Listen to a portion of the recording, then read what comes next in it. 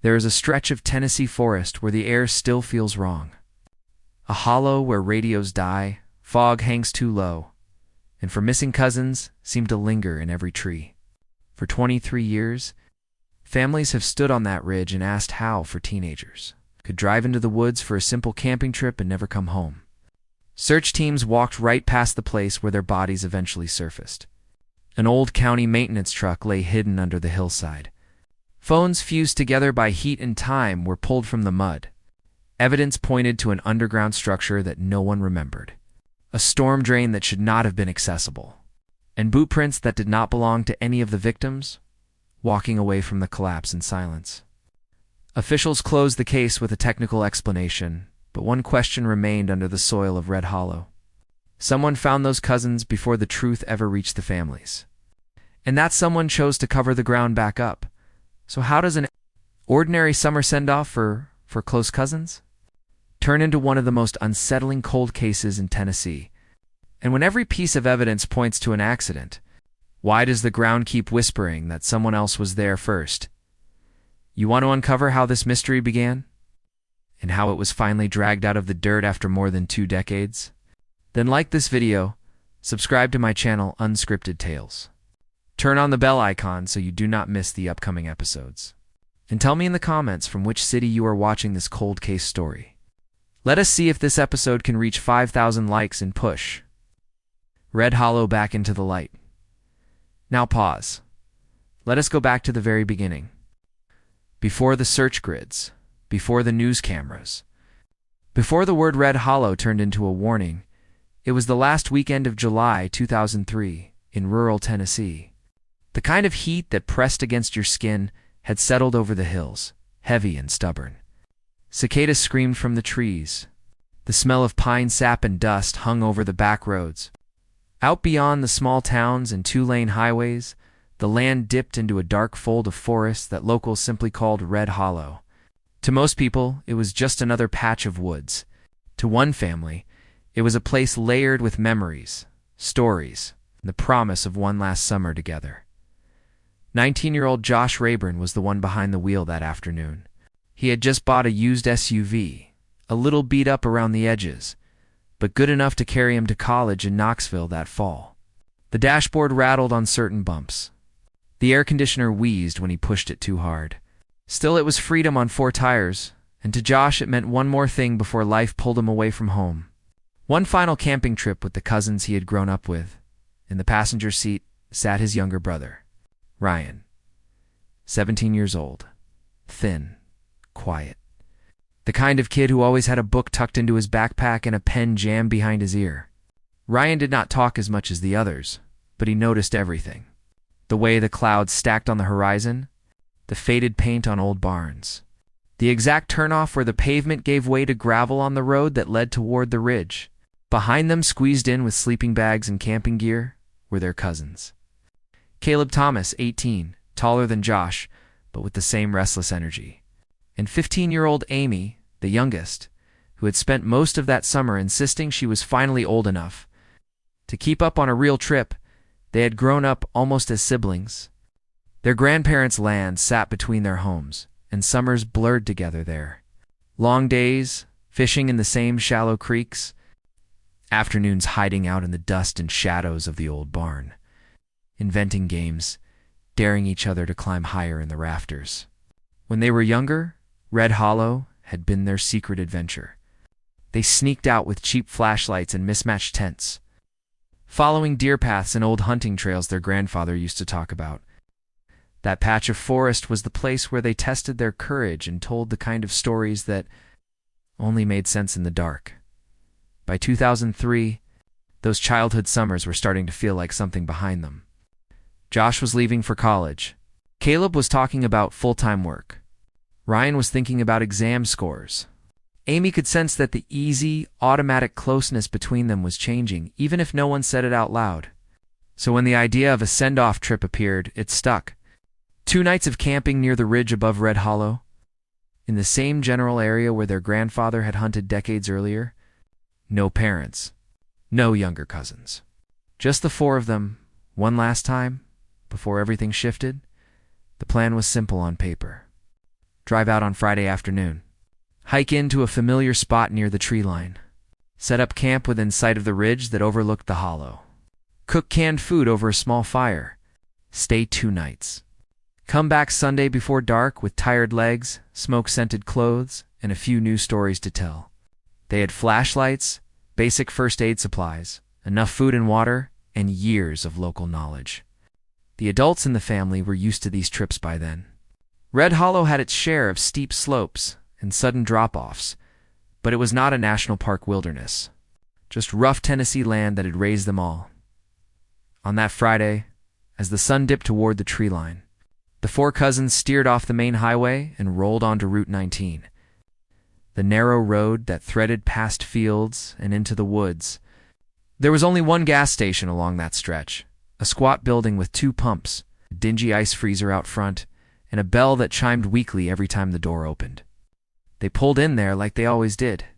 For the clerk behind the counter, it was just another late summer stop. For investigators years later, it would become the last clear frame of a story that refused to make sense. Security cameras captured the moment at 5:46 in the evening. The SUV nose in by the pump, Josh moving with easy confidence, swiping a card, glancing back at the others, Caleb wrestling a bundle of firewood toward the back, Ryan at the cooler doors, selecting bottled water and folding it into a plastic basket, Amy standing by the rotating rack of disposable cameras, picking one up and testing the cheap plastic flash with a half smile. Inside the station, they paid for firewood, water, and that single-use camera. The clerk would later remember laughter. A bit of teasing when someone realized the matches were still sitting on a kitchen counter miles away, and the way Amy rolled her eyes and grabbed a lighter from the display near the register. Nothing about the scene looked tense. No one seemed afraid. There were no raised voices, no arguments, no hint that anything was wrong. Outside, the sky was still clear. The woods ahead of them were just a dark green line on the horizon. The SUV pulled away from the pump and headed toward the turnoff that led down into Red Hollow. The tape rolled on in the gas station, catching strangers paying for fuel, a delivery truck backing in. The slow, ordinary rhythm of a Tennessee evening. For the 4 cousins, that grainy footage at 5:46 p.m. became the final confirmed moment the world saw them alive, driving toward a ridge that would not give them back for more than 20 years. Saturday arrived with the kind of weather no one expected. The forecasts had promised clear skies over Red Hollow. But by late afternoon, a cold breath moved through the trees, carrying a thin edge that did not belong in July. The temperature dropped sharply. A wall of fog began to rise from the low ground, folding itself around the ridge like a curtain. Rain followed soon after, sudden and heavy, soaking through the forest floor and turning the trails into dark streaks of mud. Locals later said the storm felt strange, almost rushed, as if it rolled in faster than the sky could warn them. A few people living near the base of the ridge told officers that they heard metallic noises drifting through the fog that night. Long, dragging sounds.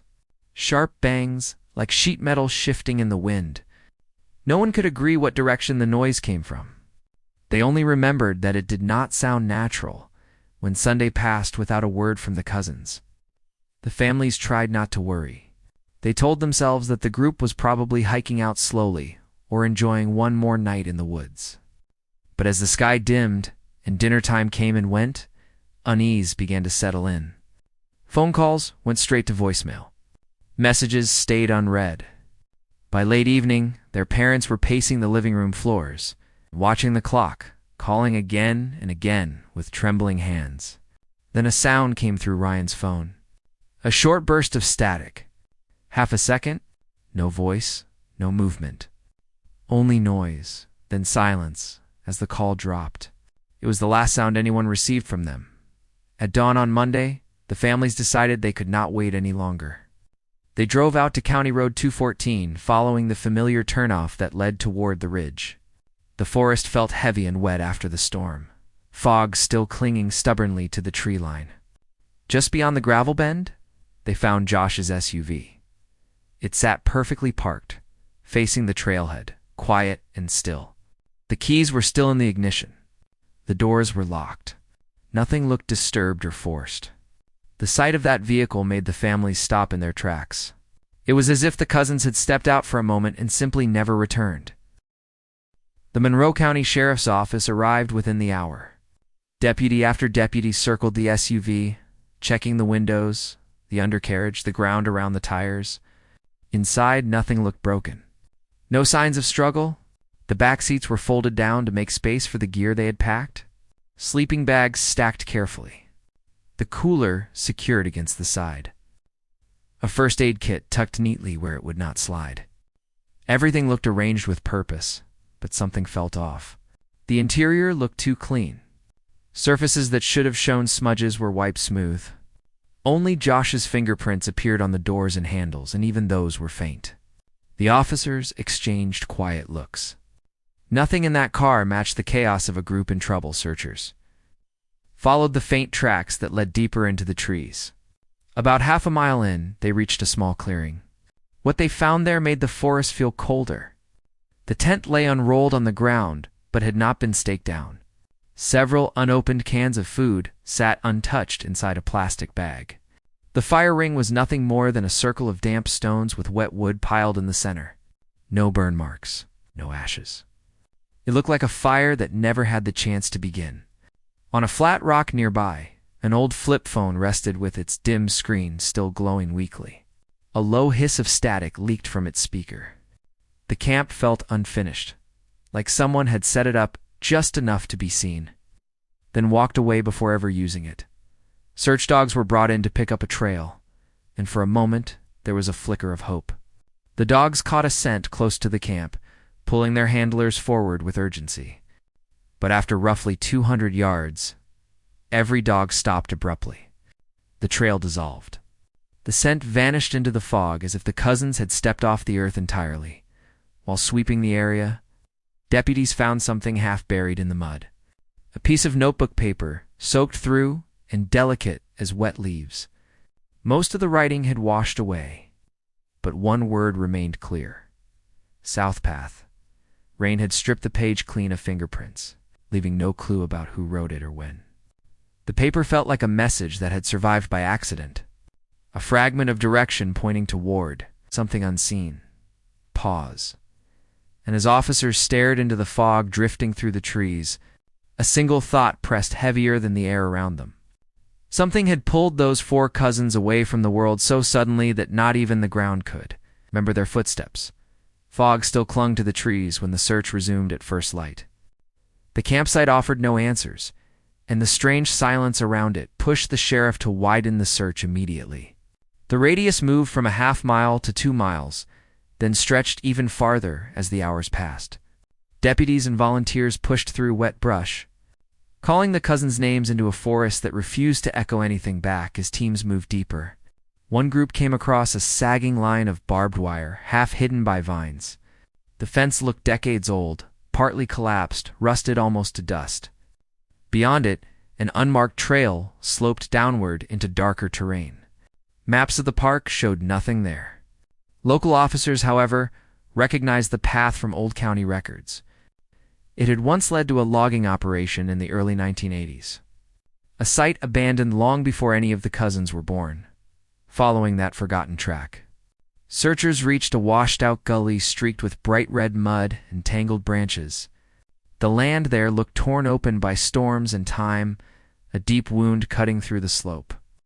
When investigators checked their bearings, the direction of the gully lined up almost perfectly with the single word found on the soaked note at the campsite. South Path. For the first time since, the cousins vanished. The search had a direction that felt intentional, a direction that felt chosen. Back at the trailhead, the operation transformed. A command post rose quickly with tents, tables, radios, and maps spread wide across folding surfaces. Drones lifted into the sky, circling over the ridges. Cadaver dogs were brought in from other counties. State rescue teams arrived with thermal imaging gear, and volunteers from 3 towns joined the effort. By the end of the second day, 10 square miles of forest had been combed. Creeks, ravines, ridgelines, old trails, newer paths, all searched again and again. Yet not a single piece of clothing appeared. No food wrappers. No discarded flashlight. not even a broken twig pointing to where 4 teenagers had gone. It felt impossible. It felt deliberate. Local news crews arrived next. They filmed the SUV resting under trees that looked older and darker than the day before. Reporters announced the Red Hollow mystery on evening broadcasts. Families stood in front of the cameras, voices shaking as they begged for help. Amy's father clutched a photo of his daughter. Josh and Ryan's mother could barely speak. Their pain moved through the crowd and pressed into the hearts of everyone watching. But the forest remained still, while officers documented every inch of the SUV. A crime scene technician ran a blacklight along the interior. What glowed back was faint but unmistakable. Thin streaks on the inside of the rear door, the kind left by latex gloves. It suggested that someone had been inside that SUV after the cousins parked it. Someone who made sure not to leave a trace. The idea spread quickly among the officers. If the teens had walked into the woods for a simple camping weekend, why did the vehicle look as if a stranger had cleaned it out afterward, night after night? As fog rolled up from the hollow, searchers began to hear things. Soft metallic tapping drifting through the trees. Rhythmic sounds that did not match animals or wind. Some searchers pushed forward in silence. Others refused to return once darkness fell. A few admitted that the forest felt wrong, as if something unseen was changing the air around them. Sheriff Donnelly stood at the ridge one evening, fog curling at his feet, and whispered that it felt like the woods had swallowed the cousins. Pause. And while teams continued to scour the ground, one unsettling question began to grow louder than the forest itself. If 4 young people walked willingly into Red Hollow, what force met them there and removed every sign that they ever existed? By the 4th day, Red Hollow no longer looked like a place meant for hikers and childhood memories. It looked like a military search zone carved into the forest. Trucks lined the gravel road. Radios crackled nonstop. Volunteers moved in coordinated rows. A larger command tent rose beside the trailhead, packed with maps, markers, and exhausted officers bent over reports. The quiet ridge the cousins once explored now held generators humming through the night, searchlights cutting through fog, and vehicles crawling over terrain that had barely seen footsteps in decades. Sheriff Carl Donnelly held the entire operation together. He was a local man who had grown up among these same hills. A sheriff who had solved missing hiker cases before, but never anything like this. His face grew more lined every hour. The cousins remained unfound. He called in 2 state helicopters to sweep the ridges with thermal imaging. More cadaver dogs were transported from nearby counties. The search grid stretched nearly 3 miles in all directions, covering ridgelines, rock faces, creek beds, and the thick undergrowth that could hide anything except what everyone hoped to find. Yet, something about the forest felt wrong. Trails that should have shown heavy use seemed to fade into the ground as if they had grown overnight. Branches were not snapped. Bushes were not disturbed. Even places where the search teams themselves walked looked strangely untouched when they passed through a second time. The dogs continued to lose the scent at the same distance every day, stopping suddenly as if they had reached an invisible wall. Handlers struggled to explain it. The sheriff could only shake his head, while officers rechecked the SUV for anything they might have missed. One deputy opened the glove box and found a folded photocopy of an old logging survey. The paper edges were worn, the ink partly faded. Someone had circled an area southeast of the parking spot and marked it with a red X labeled Gully 3B. Deputies hiked toward the location, navigating dense brush and steep drops. When they arrived, they found rusted chains tangled in roots, the remains of machinery sinking into the soil, and what looked like the collapsed frame of a small shed. The air there felt unnaturally still, as if even insects avoided the space. Despite the eerie quiet, there were no human remains, no clothing, no clues. Just the heavy sense of something abandoned, long before the cousins ever stepped foot near it. The families refused to leave the trailhead. They set up their own small camp beside the command post, waiting for any word. Amy's father walked the nearby creek beds until his legs trembled, calling her name through terrain that swallowed sound. Josh and Ryan's mother sat in a folding chair clutching her son's old baseball cap, whispering prayers into the wind. rumors began to ripple through the volunteers that early evidence might have been mishandled, or that officers had unlocked the SUV before forensic technicians arrived. The sheriff denied it, but the doubts grew. Arguments broke out beside the search tents. Grief and fear pushed tempers to the edge, and deputies often had to pull people apart before emotions snapped entirely. By the end of the week, regional media stormed the hollow. News vans lined the road. Reporters filmed live segments beside the trees. The story was labeled the Red Hollow Mystery, and speculation exploded. Some claimed the cousins stumbled into a drug operation hidden deep in the timberland. Others blamed black bears or wild cats. A local historian insisted the ridge contained old sinkholes once fenced off after livestock vanished decades earlier.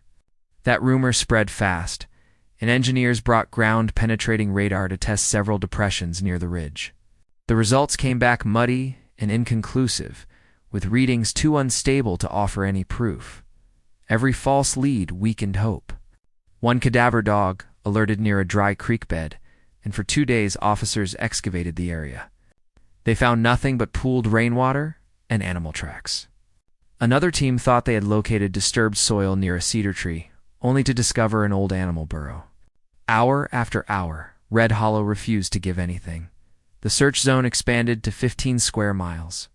Volunteers began to fade away, returning to their jobs, their families, their routines.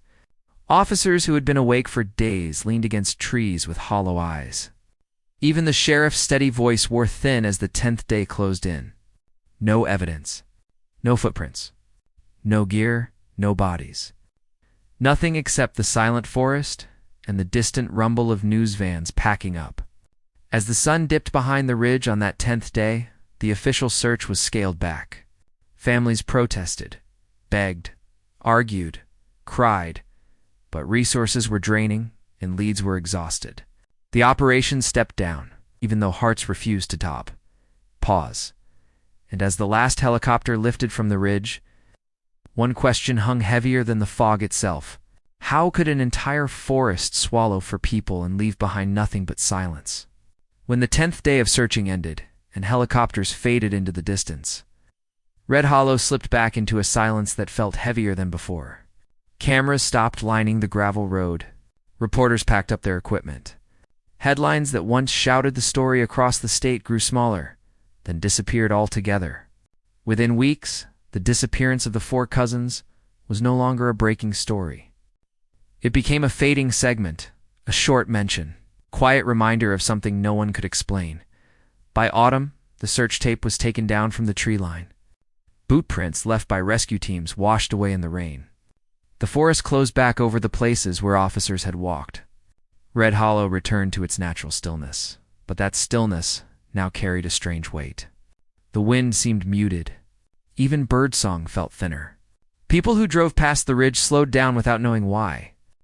The land felt unchanged yet altered in a way no one could quite name. Hunters who entered the woods later that year told uneasy stories. They said the forest became silent too quickly, as if animals sensed a presence moving ahead of them. They said the temperature near the gully dropped without warning, cold enough to make breath show in late summer air. Dogs refused to follow certain paths. Even seasoned woodsmen paused when they approached the old ridge, claiming the place felt watched. After a while, people stopped dismissing these stories. They began lowering their voices when Red Hollow came up in conversation. It was no longer just a forest. It was a place with a missing piece of truth hidden somewhere. It's under its soil. Sheriff Carl Donnelly carried that weight more than anyone. He eventually retired, but he could not leave Red Hollow behind. Each July, on the weekend closest to the disappearance, he drove back to the trailhead. He parked his truck beside the weathered memorial cross someone had placed there in the early years. He stood quietly, with his hands clasped behind his back, looking into the trees that had refused to give him answers. When the new sheriff asked him why he still returned, Donnelly said something simple yet heavy. Someone has to show up for them. Then he stepped back and let the wind move through the quiet ridge. Time did not stop the family's grief. Amy's mother passed away in 2016 after years of carrying the weight of unanswered questions. 2 years later, Josh and Ryan's father died from a heart attack. Relatives gathered at each funeral with photographs and stories, circling through memories of the cousins as children laughing in creeks and running through barns. The sadness settled into silence rather than closure. They mourned not only the losses, but the truth they never received. By 2025, the case lived in the county like a fragment of folklore. Everyone knew pieces of it, but no one could tell the full story anymore. Parents warned their children never to wander past the second ridge. Hikers claimed their phones lost signal at the exact same spot every time. Fishermen said their radios filled with static near the gully. It's the same sound that came from the old flip phone left on the camp rock. Some swore animals stopped at an invisible boundary, refusing to cross deeper into the hollow. The belief became common across the county. The woods around Red Hollow felt wrong. Not haunted. Not cursed. Just wrong in a way that suggested something beneath. The surface had never settled. Pause. And long before any evidence resurfaced. People sensed that Red Hollow was not finished with its story. For nearly 2 decades, the Red Hollow mystery had rested like dust on an untouched shelf. Then a single voice revived it. A true crime podcast called Vanished in Plain Air released a 3-part investigation that pulled the old case straight back into public view. The hosts pieced together every surviving detail from the original files. They spoke about the static-filled phone left glowing at the abandoned campsite. They examined the puzzling wiped fingerprints inside the SUV. They even highlighted the soaked note marked with the single word, South Path. Retired deputies were interviewed. Hunters were questioned about the strange metallic noises that night. And Sheriff Donnelly appeared with a heaviness in his voice that revealed the toll the case had taken on him after all these years. The episodes exploded. Online. Overnight, they spread through social media, group chats, forums, and comment sections. Suddenly, Red Hollow was trending again. YouTube creators produced timeline breakdowns and theory videos. Online sleuths began mapping missing person cases from the surrounding region and discovered several disappearances dating back to the 1980s, all within a 10-mile radius of the ridge. A radio operator even came forward with archived logs from the weekend the cousins vanished, claiming his equipment recorded bursts of interference that resembled a distress pattern with no identifiable source. Whether true or misread, it poured fuel onto the fire of speculation. The theories grew stranger and wider. Some believed the cousins had stumbled onto a forgotten mine entrance hidden deep beneath the ridge. Others insisted illegal dumping operations once used the forest as cover. Several pointed to reports of magnetic anomalies that caused compasses and radios to malfunction. And then there was the tale hunters whispered in low voices, the steady, low vibration that people called the Red Hollow hum, a sound that seemed to come from underground rather than the air. The more people talked, the less the forest felt like a simple patch of woods, and the more it resembled a place. Holding something tightly out of sight, the renewed interest became impossible for law enforcement to ignore. In early 2024, Detective Laura Hensley of the Monroe County Cold Case Unit reopened the file officially. She had been a child when the cousins disappeared, but she had grown up hearing adults speak about Red Hollow with a mixture of sorrow and fear. To her, this case was not legend. It was unfinished business. She pulled the old evidence boxes from the basement shelf, brushing away dust and peeling tape. Inside, she found weather-warped photographs, damp field notes, and VHS tapes with degraded audio. Many pieces looked beyond saving, yet she believed modern forensic tools might still pull something meaningful from them. Hensley also reached out to the surviving family members to gather updated DNA samples, hoping to match them against unidentified remains in state databases. At the same time, the county approved a new logging project that pushed crews into parts of the forest untouched since the early 2000s. Environmental groups protested the decision. Locals warned that the hollow should be left alone. But machinery moved in anyway. Then the story started. Workers refused to operate after sunset. Equipment failed without warning. Radios cut out halfway through transmissions. Some men claimed the air felt different near the ridge, colder, heavier, as if the forest was reacting to their presence. Word of these incidents spread quickly, adding another layer of unease to a place already overflowing with unanswered questions. Not long after the podcast aired, A former volunteer from the original 2003 search contacted Detective Hensley. He said he remembered something that never made it into any official report. He spoke about two deputies who stood near the ridge on one of the final search nights. Their radios had gone dead at the same time, replaced by a thin veil of static. One deputy claimed he heard a word underneath the noise. A single repeated sound, too muffled to identify, but clear enough to make him step back from the tree line. Whether it was imagination or something else, the volunteer could not say. But Hensley wrote the detail down. It matched too closely with the old interference logs and the static that had come from the phone left on the rock. With all of this weighing on her mind, Detective Hensley drove out to Red Hollow. The trailhead was nearly swallowed by overgrowth, branches bending low over the same ground where search teams once stood shoulder to shoulder. She stepped out of her vehicle and let the silence of the forest settle around her. It felt thick, as if the woods remembered every unanswered question from 20 years ago. The town itself was split. Some residents welcomed the reopening of the case, hoping for closure. Others feared it would tear open old wounds or disturb something better left in the dark. Yet the logging machines, the public attention, and the podcast had already set everything in motion. Red Hollow was awake again, and the story that had slept under layers of soil and silence was beginning to stir. Pause, and as Detective Hensley stared into the dense trees that had held 20 years of secrets, she felt the unmistakable sense that the ground beneath her was preparing to reveal something long hidden. As the years passed, families continued to return to Red Hollow, but the 22nd anniversary felt different from all the ones before it. This time, people approached the ridge with a quiet sense of expectation, as if the land itself had begun to shift. They gathered at the trailhead carrying flowers, framed photographs, and the memories that had never loosened their grip. Simple memorials appeared along the tree line, small and personal. A candle set carefully beside an old stump. A wooden cross with a name etched by hand. A photograph tied gently to a branch so it would not blow away. Those who stood closest to the ridge described something unusual that day. A faint vibration beneath their feet. A soft hum rising through the soil, steady and distant, almost like a heartbeat hidden under the forest floor. Some attendees stepped back, unsure of what they had felt. Others stared into the trees, sensing something stirring behind the stillness. Whether imagination or instinct, it left a mark on everyone who noticed it. Detective Laura Hensley stood near the memorial cross that marked the old trailhead. She studied the line of trees, the dense shade beneath them, and the familiar slope where the cousins had vanished so completely. She sensed that the hollow was finally unsettled, as if the years of silence were thinning. The land felt as though it was preparing to reveal the truth it had held down for so long. She could not explain why, but she felt it with absolute certainty.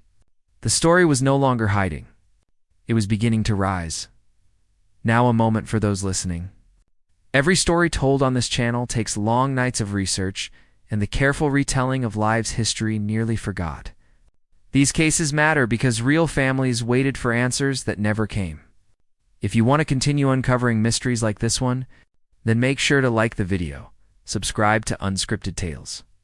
Turn on the bell icon so you never miss an update. And tell me in the comments which part of this cold case struck you the most. Your support helps keep these forgotten stories alive. As Detective Hensley walked back toward her vehicle that evening, she felt a strange awareness settle over the ridge, as if something beneath the ground had shifted ever so slightly, and that quiet movement marked the moment when Red Hollow began preparing to reveal what had been hidden for 22 long years. Early in September of 2025, an experienced hunter named Mark Ellison stepped into the quiet edges of Red Hollow before sunrise. He had walked these woods for decades and understood their moods better than most people in the county. He knew how the fog settled low over the ground, how the trails twisted without warning, and how the ridge could shift from familiar to unsettling in a single step. As he moved deeper into the trees, he noticed that the forest felt heavier than usual, as if the air carried something waiting to be found. While following a narrow deer trail, Mark stopped abruptly. Something on the ground ahead of him did not match the forest floor he knew so well. In a shallow patch just off the trail, Dozens of small stones lay arranged in a flat and unnatural pattern. The placement looked deliberate, almost careful, as though someone had tried to disguise disturbed soil beneath them. The rest of the forest floor was covered with leaves and roots, but this one patch looked pressed down and strangely neat. It sent a quiet chill through him. Mark crouched beside the stones and brushed a few aside. Beneath the thin layer of dirt, something dull caught the weak morning light. It looked like the edge of an old boot sole, cracked and still attached to a strip of decayed fabric. He pushed the soil a little farther and uncovered a small bone. At first, he thought it belonged to an animal, but the shape was unmistakable. It was human. His breath tightened as the realization settled in.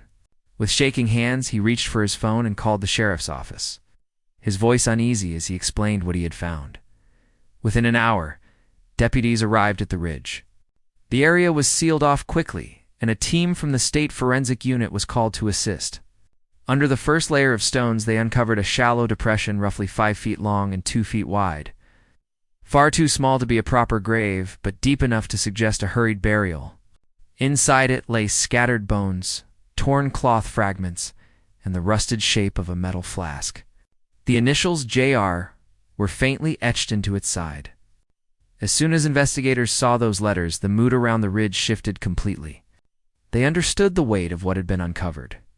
Work lights and protective tents were set up as the excavation continued well into the evening. More bones emerged from the soil, along with a second skull and traces of melted plastic fused with the dirt. The coroner examined the remains and noted clear signs of blunt force trauma. The fractures were sharp, direct, and not consistent with any natural fall or animal activity. Everything pointed toward violent impact. As samples were collected and analyzed, dental records confirmed the truth that had been feared for 22 years. The remains belonged to Josh Rayburn and his cousin, Caleb Thomas. The ridge that had swallowed their trail in 2003 finally returned the first pieces of their story, and what lay beneath the next layers of soil would become even harder to explain the more investigators studied the place. Where Mark Ellison had stumbled across the stones, the more unsettling the discovery became. When they overlaid the new coordinates with maps from the original search, they realized that the burial site sat nearly 2 miles outside the old grid. In 2003, every official search and volunteer sweep had focused closer to the trailhead, circling around the campsite and ridge. This patch of ground lay far beyond those boundaries, tucked into a slope no one had thought to check. It meant that for 22 years, countless searchers had walked within miles of the cousins and never come close. Forensic teams moved methodically around the shallow grave that held Josh and Caleb. Soil samples were taken from every side. In the surrounding dirt, they found thin fibers that matched the material used in camping gear. Nearby lay a corroded lighter and warped chunks of plastic that seemed to have melted and then hardened into irregular shapes. Laboratory tests later confirmed that the plastic fragments came from a portable stove. The brand and design traced back to a Coleman model sold widely in 2003, the same year the cousins vanished. The small camp they had once planned suddenly felt much closer to this hidden slope than anyone had imagined. The burial itself told a quiet but a sharp story. The depression was shallow, barely deep enough to conceal the remains. Stones had been laid over the top in a rough layer, more like a hurried cover than a grave dug with time and care. The flask with the initials JR was not just rusted. One side of it was sharply dented, the metal folded inward as if struck by something heavy. That single detail suggested not just age and weather, but impact, force, in a moment of violence that had left its mark in steel as well as bone. When detectives pulled Mark Ellison's GPS data from his hunting device and compared it to the old logging survey found in the cousin's SUV, another connection emerged. His path traced almost the same line as the route marked years earlier, with that red X labeled Gully 3B, the place where Josh and Caleb had been uncovered sat in the same section of terrain that had been circled on that faded map. It no longer felt like a random patch of forest. It felt like a destination someone had intended to reach. Because the burial was so shallow, investigators worried that more evidence might be hidden further into the slope. They brought in ground-penetrating radar and began scanning the hillside. The images that returned were not simple. Beneath the first grave, the radar showed pockets of disrupted earth and voids that did not match natural rock formations. There were shapes that hinted at collapsed spaces, scattered metal, and hollow areas deeper under the surface. It looked as though the hillside itself had layers of secrets stacked one over another. The excavation expanded. Crews widened the dig zone, carefully peeling back soil in thin slices. They uncovered the twisted frame of the camping stove that matched the melted fragments found earlier. Sections of tarp had fused into the earth, their fabric nearly unrecognizable except for a few stubborn threads clinging to the edges. Among these layers, they found more small human bones, separated and scattered, suggesting that collapse or movement of the earth had shifted remains over time. Personal items began to surface. A small metal keychain shaped like a compass lay half buried near the edge of the dig, its surface dulled but still intact. Not far from it, a broken watch face was found, the glass cracked and the hands frozen at 10:47. Whether the time held meaning or had simply stopped during damage, no one could say. But investigators logged it with the weight given to every object tied to that night. Each item they brought up made the cousins feel less like names in a file and more like real lives interrupted mid-movement. The coroner's detailed report landed like a stone in the center of the investigation.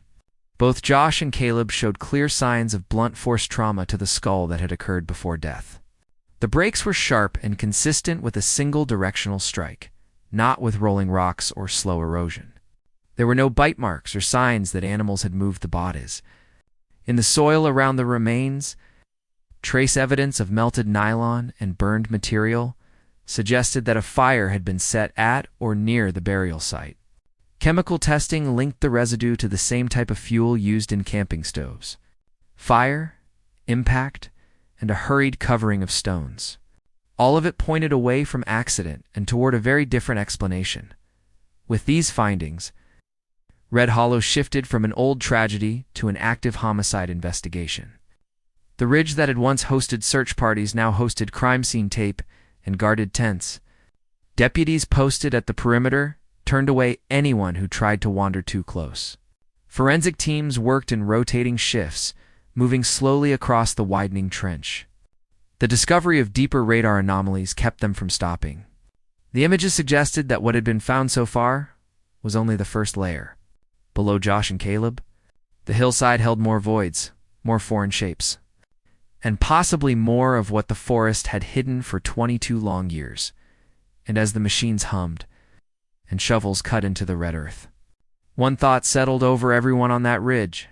If this shallow grave was only the beginning of what lay beneath Red Hollow, what story would the deeper ground finally tell? As the excavation pushed deeper into the slope beneath the shallow grave, the soil began to change. What started as scattered metal readings on the radar soon revealed the outline of something much larger, something solid buried nose first into the hillside. Bit by bit, a corroded metal frame emerged from the dirt. Investigators brushed away layers of mud and rust until the shape became unmistakable. It was a vehicle, a full-sized truck that had been swallowed by the ridge for decades. When the dirt cleared enough to expose one of the doors, faint lettering appeared beneath the corrosion. It belonged to Monroe County Maintenance, a 1978 Chevrolet utility truck that had been reported missing in 1989. After a storm damaged part of the ridge, no one had ever found it.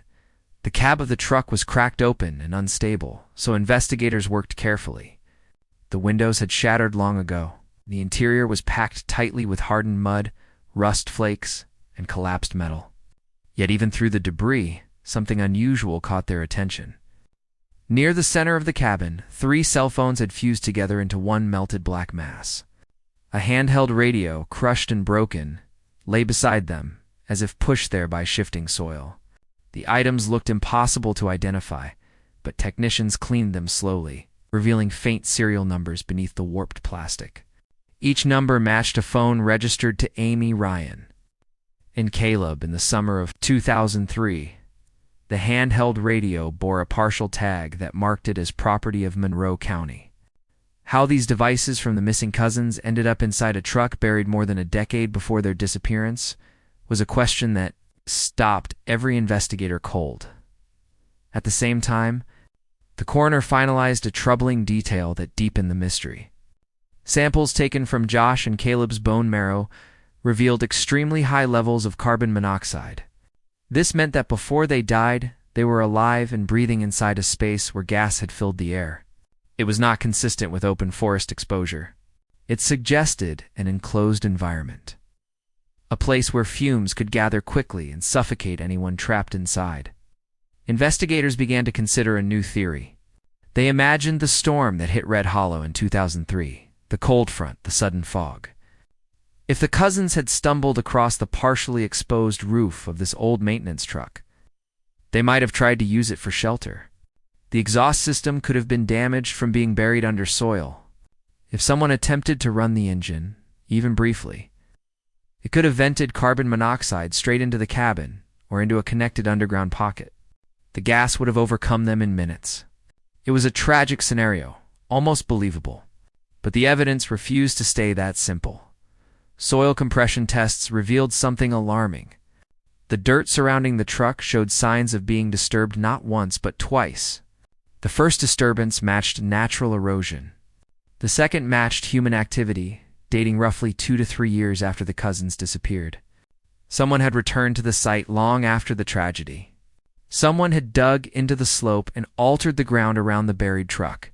That discovery shifted the tone of the investigation yet again. Additional forensic work uncovered a torn sleeve fragment wedged beneath the driver's seat. The fabric carried the Monroe County seal, but when DNA was extracted, it did not match any of the 4 cousins, and it did not match any county employee on record. The fragment belonged to someone who seemed to have vanished from history. Near the chassis, investigators found insulation fragments and chemical traces of camping fuel, suggesting that a fire had burned near or against the metal at some point. Though not strong enough to reach the surface, nothing pointed to an accidental sequence anymore. Everything pointed to someone interfering with the site. The phone data brought one more painful revelation. Despite 2 decades underground, one memory sector from Ryan's Nokia phone survived enough for partial recovery. Technicians extracted a 6-second audio clip. It was mostly static, but underneath the noise was the unmistakable sound of heavy breathing. At the very end of the clip, one faint, distorted word seemed to break through, though no one could agree on what the word was. Some believed it sounded like help. Others thought it sounded like stop. The family members who listened to it wept as the realization set in. They had long feared that the cousins had never known what hit them, but now it seemed they had been conscious, trapped, frightened, and desperately trying to escape. Whatever had gone wrong in those woods, and as investigators studied the buried truck and the strange clues inside it, one question began to rise through every layer of soil and evidence. If the cousins were found here, then what else was hidden deeper beneath the ridge, waiting to be uncovered? The discovery of the buried truck and the strange evidence inside it left Detective Laura Hensley with a growing sense of unease. Every clue pointed deeper into the forest, farther from the place where the cousins were supposed to have been camping. She stood at the excavation site and asked herself a question that refused to leave her mind.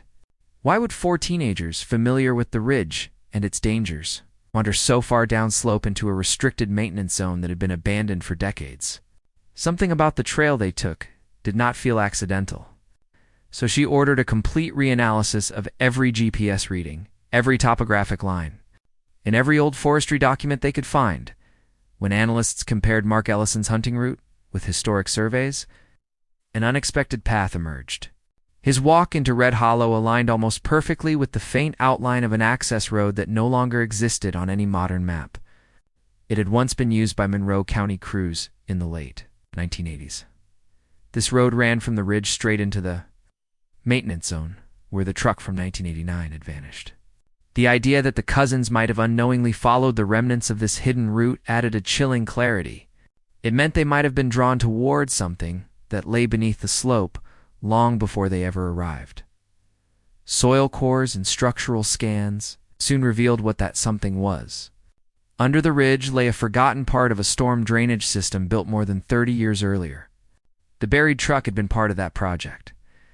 Erosion and landslides had sealed most of the structure. But in 2003, a narrow entrance would have been visible between exposed tree roots and slabs of broken rock, an opening just wide enough for a person to squeeze through. It explained the strange anomalies on the radar, and the hollow echoes search dogs had struggled to follow. It also meant the cousins had not been lost in the woods that night. They had entered an underground chamber without realizing the danger hidden inside. Evidence from a different source helped confirm this. The team recovered what remained of the cousins' disposable camera from the excavation zone. Most frames were destroyed by time and moisture, but one blurred image survived.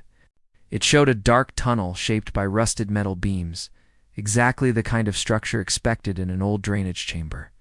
The photograph had been taken by one of the cousins, likely moments before they stepped deeper into the underground space. Their curiosity, innocent and unprepared for what waited inside, had guided them into a trap decades in the making. When investigators combined the coroner's findings with the physical evidence, tragic but coherent reconstruction finally began to form. The cousins had entered the drainage chamber seeking shelter from the storm. They carried their camping stove and fuel inside to create light and heat. A corroded ventilation pipe, once connected to the old truck's exhaust system, had collapsed under the pressure of time and soil. Whether the truck engine had been started during a later maintenance attempt or trapped fumes had seeped through the broken pipe, carbon monoxide filled the underground chamber faster than they could escape. Blunt force injuries on the skulls suggested that debris fell during the collapse, striking them moments before or as they lost consciousness. The partial collapse of the tunnel sealed them inside. Red Hollow had not swallowed them whole. It had buried them piece by piece, but the story did not end with nature alone. Soil layers revealed a second event. Someone had returned after the collapse. Someone had dug into the chamber years later and then covered it again. That evidence led investigators to a discovery stranger than anything they had found so far. During the extended excavation, technicians uncovered a line of bootprints impressed deeply into the clay beyond the collapse zone. The prints were faint, but preserved by the oxygen-poor soil. They did not match any footwear owned by the cousins. They belonged to an older work boot style common in the 1990s. The tracks moved away from the chamber toward the slope, and then vanished into disturbed earth. Whoever had been there had walked close enough to the buried remains to know exactly what they had found. Yet they had told no one. Dating the soil around those prints pointed to the year 2005, 2 years after the cousins disappeared. That was the same year county maintenance records listed a seasonal contractor named Roy Dalton, working on erosion control near the ridge. Dalton was a drifter with no long-term address. After his brief employment, he abruptly left the county, abandoned his rental, sold his truck for cash, and vanished without a forwarding contact. A shop owner recalled him showing up once with deep scratches on his arms and dirt caked under his nails, muttering about a bad cave. No proof tied him directly to the burial site, but every detail pointed in the same direction. He had been at Red Hollow. He had seen something, and he had chosen to hide it as detectives examined those silent bootprints. One question rose heavier than the others. If Roy Dalton uncovered the truth in 2005, what did he see inside that underground chamber that made him walk away and vanish from his own life? By early 2026, the final pieces of the Red Hollow mystery were carefully gathered, examined, and matched. DNA tests confirmed that the remaining traces found near the underground chamber belonged to Amy and Ryan. After 23 years of searching, hoping and fearing the worst, all 4 cousins were finally accounted for. Their story, scattered through soil and memories, had at last been brought together.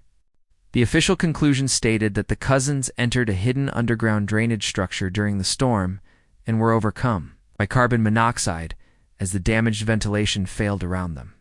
The collapse that followed sealed the chamber and buried them beneath the ridge. The later disturbance of the ground and the concealed site were attributed to an unknown individual, likely someone who discovered the collapse years afterward and made the decision to cover it again without alerting authorities.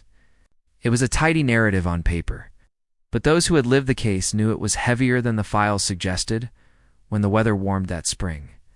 The families returned to the ridge for a final memorial. They moved quietly through the trees until they reached the clearing where search teams had once gathered in fear and exhaustion. 4 wooden crosses stood side by side, each one shaped by hand and facing the dark line of the forest. There were no microphones and no speeches. Only a long silence shared by people who had carried the weight of hope and grief for far too many years. Some touched the crosses. Some held each other without speaking. And some simply stood at the edge of the ridge, staring into the woods that swallowed their children and kept them hidden for so long. It was not closure in the soft sense of the word. It was closure the way a scar finally seals. Detective Laura Hensley remained after the family stepped away. She looked at the clean soil where the excavation had been, now refilled and marked as complete in the county records. Red Hollow, at least on paper, was finished. Case closed. Evidence archived. Cause determined, yet she could not stop thinking about the bootprints preserved in the clay. She could not forget the unknown person who walked away from the 7th collapsed chamber in 2005 and never came forward. That shadow lingered in the back of her thoughts as surely as the forest lingered behind the crosses. It was the part of the story no report could explain as she prepared her final summary for the county office. She remembered something Sheriff Donnelly said years earlier, when he stood at a vigil with a candle in his hand and fog curling behind him. He had been asked whether he believed the case would ever be solved. He paused for a long time before answering. He said they would find the truth, but not the whole of it. Those words returned to her now, and settled more firmly than ever. The investigation had brought the cousins home. It had traced their final steps and revealed the hidden place where their lives ended. But it had not explained everything. It had not revealed who sealed the chamber again, who covered their tracks, why the forest around Red Hollow carried a quiet that felt deeper than normal silence. So the case was closed. The records lined up. The science provided answers. The ridge was calm again. Yet anyone who stood there, anyone who listened to the wind move through the trees, felt the same lingering question.